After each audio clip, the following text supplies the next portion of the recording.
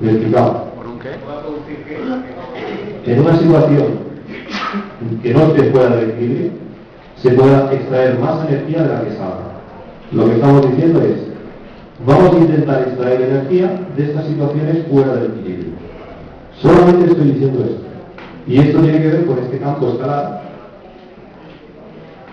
que existe en el momento en el que yo abro una manguera. En el momento en el que abro una manguera se produce un gradiente de presión. En el momento en el que yo abro una batería, lo que hay es voltaje. No hay intensidad todavía. Pero lo que sí hay es voltaje. ¿Sí? Pero que Sí, por supuesto. ¿Qué es la diferencia entre un campo vectorial y un campo escalar? ¿Qué es un campo escalar? Sí, un campo escalar es un campo que se define con un valor en un punto. Por ejemplo, un campo de temperatura. ¿Qué temperatura hay aquí? 25 grados. ¿Hay 25 grados desde aquí? No, aquí hay 25 grados. ¿Cuál es el peso de este libro?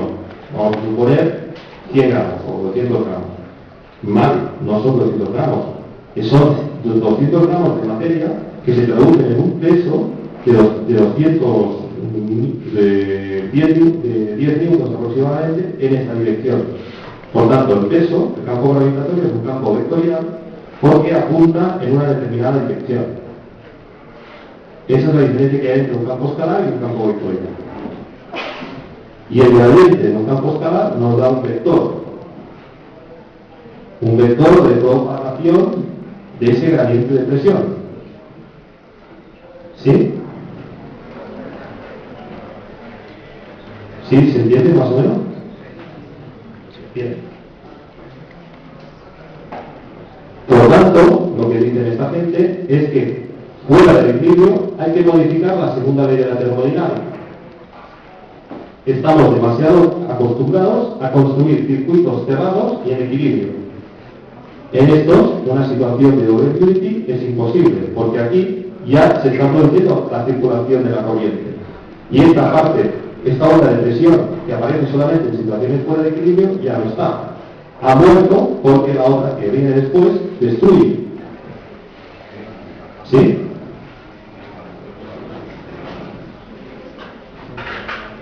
Entonces, vamos a ver si estos circuitos o estos dispositivos que vamos a ver ahora están en equilibrio o no están en equilibrio. ¿Alguien cree que esto está en equilibrio? No. La bobina de Tesla.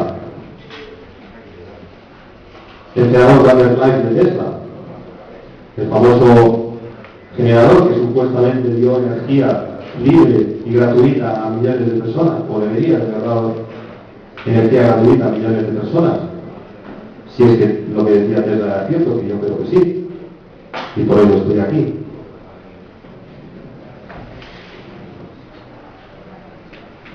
¿Sí?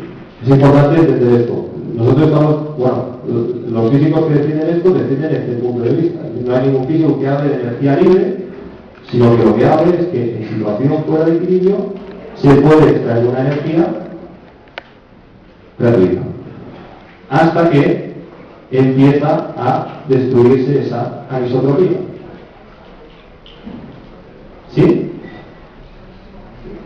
Sí. ¿Quieres decir que se puede obtener energía de potencial puramente escalar? Yo digo lo que dicen, ¿eh? Entonces, fijaros en una cosa.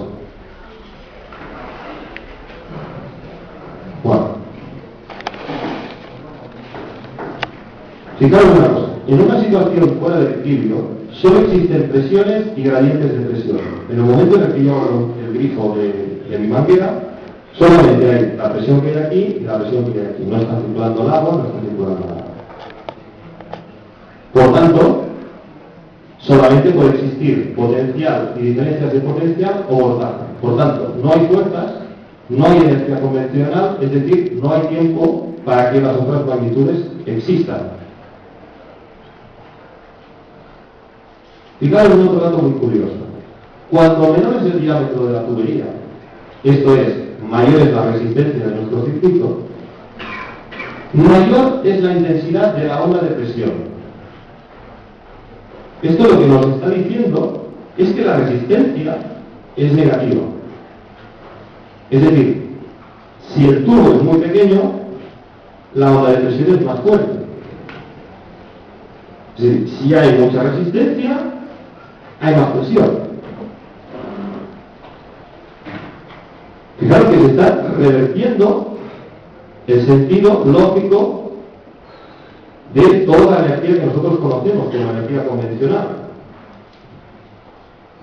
Este es un ejemplo que se me ocurrió hace poco y que parece que la energía convencional tiene una propiedad energética diferente de la propiedad energética que nos da el campo escalar.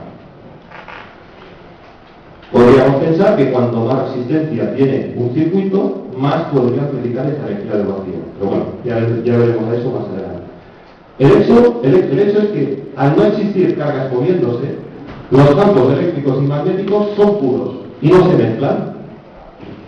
Por tanto, solo hay por campo electromagnético si las cargas se mueven. Y esto lo vemos a partir de la ley de inducción de Faraday, etc. El campo electrostático puro es divergente. Pero ¿qué ocurre con un electrón? Yo tengo un electrón libre, me voy a adelantar. Yo tengo un electrón libre. Este electrón libre lo dejo. En el momento en el que lo dejo, emite un pico radiante de intensidad divergente. Si cuando la componente divergente es circular. ¿Qué ocurre? La naturaleza automáticamente quiere destruir esta anisotropía, no la quiere. Y lo que quiere es que ese electrón se recombine con materia para destruir eso. Cuando eso ocurre, el electrón empieza a circular. ¿Qué ocurre cuando un electrón circula? Que genera un campo magnético a su alrededor. Si yo generara un campo magnético, movería el electrón. ¿Sí? Por tanto, el campo electromagnético es la implicación del campo electrostático puro con el campo magnético puro para crear movimiento y para destruir ese dipolo. Bueno, no sé si me estoy desmayando mucho. Sí, más o menos. ¿Sí? Bueno. Entonces, ¿es posible? Yo tengo una pregunta.